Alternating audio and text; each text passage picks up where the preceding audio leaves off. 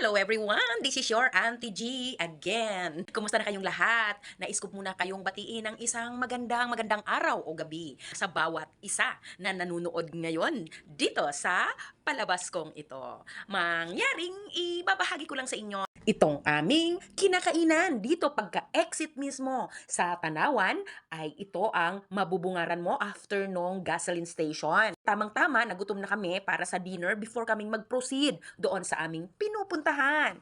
Abay, di nilaang sa tabi ng kalsada. Itong sawap. Ayos sa pangalan no? Sadya namang masawap Gusto kong ibahagi sa inyo itong kanilang kainan. Makikita mo, mayroon silang mga memorabilia na luma pa. Collector siguro yung may-ari ng restaurant na to or kainan ito. At makikita mo dito yung mga old collections niya mula sa mga lumang sasakyan, kagamitan. Ito ay mga naka-display na lang dito sa kanilang kainan. And so, I'm wondering how their house talaga looks like. Siguro ang dami nilang collection doon. Napakaganda nga naman. And to be fair, masarap din yung kanilang pagkain dito. Specialty rin nila yung tapang kabayo at saka meron silang sinaing na tulingan. Hindi rin natin makakalimutang orderin ang kanilang lomi. Sila rin pala yung aking mga kasama palagi tuwing pupunta kami dito sa Tanawan. Makikita nyo na nga yung mga displays na mga old collection. Nakakamangha nga naman na meron talagang mahilig mag-collect. Siya ka! Ay naririto na ang aming order. Ayan, tingne!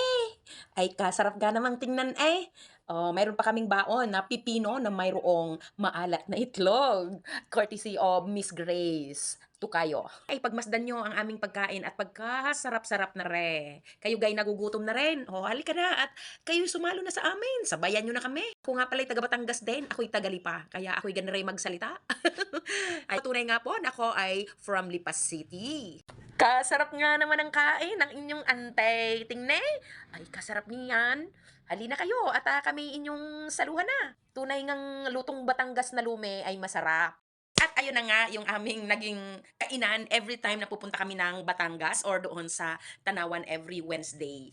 Doon kami kumakain kasi pagka-exit ka agad, yun yung kainan na makikita. Tamang-tamang pang dinner yon before we proceed doon sa aming pinupuntahang opisina. Parang 3 times na kami doon pabalik-balik, naging suki na kami doon. Masarap naman yung pagkain, lalong-lalo na yung tapang kabayo nila, which is yung tapsilog. Maraming salamat sa inyong panonood palagi ng aking video and don't forget to follow me kung hindi ka pa nakaka-follow sa akin. Lagi niyong panoorin yung aking mga video, mag-like, mag-comment dyan sa ibaba and share na rin po para madaming makapanood ng ating mga video. Makapanood ng mga kaibigan natin at kakilala. Thank you so much and always remember to smile so that the whole world will smile with us. Bye everyone. See you next video. God bless!